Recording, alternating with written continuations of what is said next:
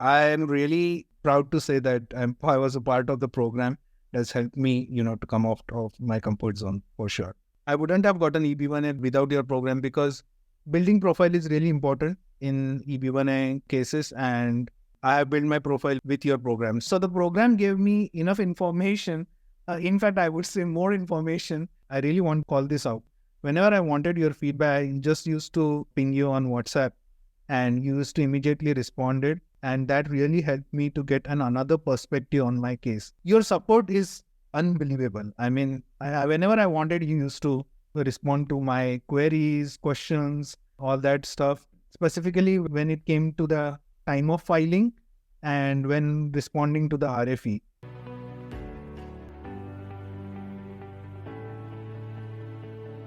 So Harshad, congratulations for becoming EB1A Achiever from the Next Week program. Thank you. And I think you are the first achiever in 2024. So congratulations once again for that news actually. So how do you feel? It's great. Still trying to accept the good news. So you have to learn to embrace it actually. You have to embrace that. And I think it was well deserved, I must say that. When did you join the program actually? I joined in October 2022. So would you please introduce yourself for the benefit of everybody?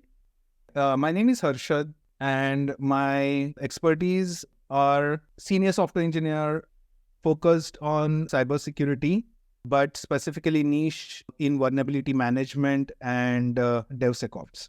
That has been very focused and very incisive approach I think we had worked out for you.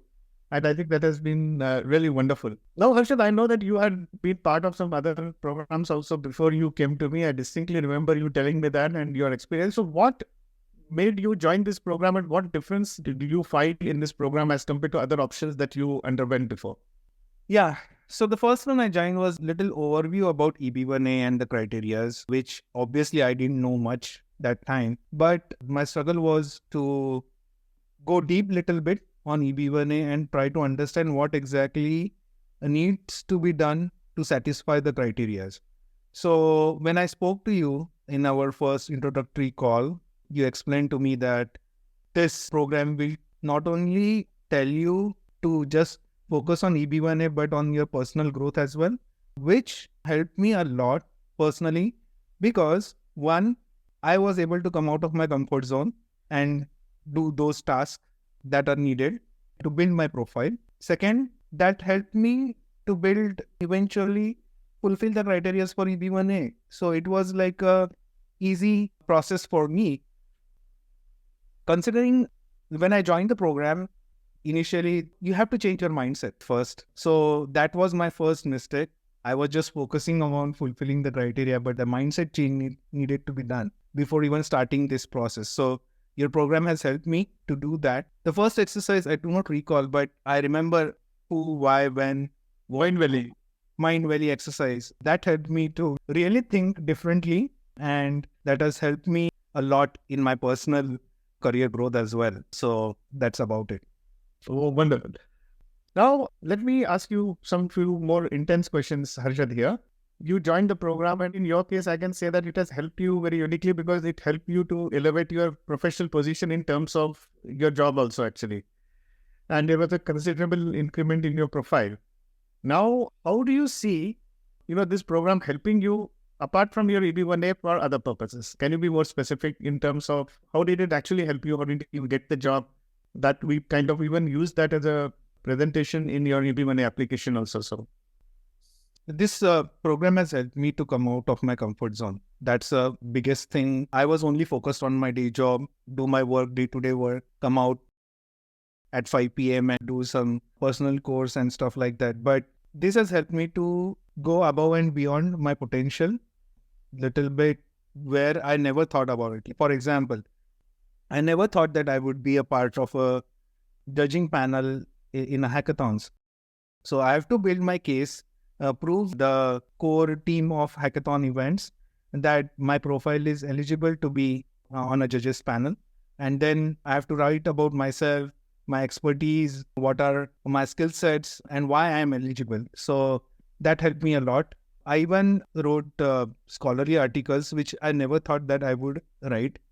And initially I was struggling, but program gave me help on how to draft those ones or create the mindset before even thinking about writing those articles. So that has helped me a lot. What I feel is I am really proud to say that I was a part of the program that's helped me come out of my comfort zone for sure. Really, Harshad, I want to be very frank with you. Many people who join the program or who want to join the program, they ask me, what if I'm not happy? My response to them is, I don't want you to be happy while you're in the program. I want you to be successful. Because whenever you do something which is out of your comfort zone, and I really liked what you said, because this program definitely pushes you to the corner actually to come out of your comfort zone. And whenever you are coming out of your comfort zone, it's not a happy feeling actually always. Agree. Now, more from a granular perspective, Harshad, on an average for building up your profile, for scaling up your knowledge and working towards your petition, how much efforts on an average per day were you putting? I would say average of 4 hours every day. I started in October with this program. I understood the in-depth efforts that needs to be taken. So after my day job, I used to focus on incrementally taking those tasks and achieving those ones. So it took me time. I was in the January when the layoff happened in my company. That also was a stressful situation for me. But I tried to push myself during that time as well. And I wouldn't have gotten EB1A without your program, because building profile is really important in EB1A cases, and I have built my profile with your program. So I think through your guidance, through the program's steps that we follow in first 6 months, that really turns out to come out of that comfort zone and have that full potential of yourself. So I would say I wouldn't have gotten so early or that I would have thought of. Okay, unfortunately got RFE before. Why do you think you got RFE? So when I did my analysis of the first petition file that was submitted, there were a lot of gaps in there. First, my evidences were not properly aligned with the criteria. So basically, I did not use exhibits and all that stuff, table of content, and those are the small things, but very critical, right? Second thing, nobody was there to tell me how to check the file. The biggest mistake I did was I did not check the petition file before it was sent. So I would say that was one of the things that every member from the program should do. If they think of filing the case, is the validate the file. If you receive the petition file copy, normally attorneys won't give it immediately. After they file, you would receive it, but that should not be the case. You should get it first and then you should validate and then send it, so that you can identify the gaps if there are any missing evidences for certain criteria or something like that.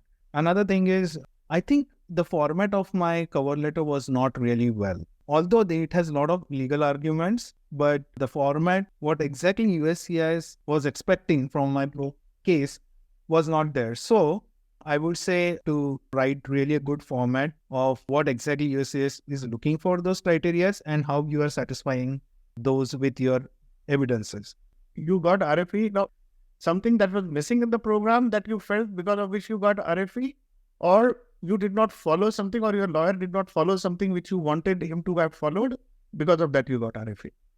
No. From the program perspective, it is really a deep understanding, maybe the gaps from my end, which I might have missed it initially when working with the attorney, because my attorney was external. His way of working versus what I learned from the program, and those intersections was not happening effectively. So I had to convince my attorney to, okay, we can add this. Okay, we can add this as a comparable evidence. Or those are the learning from the program. So the program gave me enough information. In fact, I would say more information. When it came to the filing of my first petition draft, then I think I missed few of the points because of that intersection issue. I would say that. Yeah, I think we have I think you did one good thing that you did. I must share with you very honestly that you joined the program and hired the attorney together. At the same time, you started concurrently working at both the places. Yes. So I would not like to kind of say that it was only because of this, because yes, the people who are associated with this attorney on our panel, I would say, they are aware of the knowledge that we are dispensing to the people and we are giving to the people, so the concept resonates with them. So yes, I think it was wonderful actually. So finally, at the end of the day, you got it. That is more important. And also in terms of you personally visited the attorney and personally went to the FedEx and did everything. Yeah.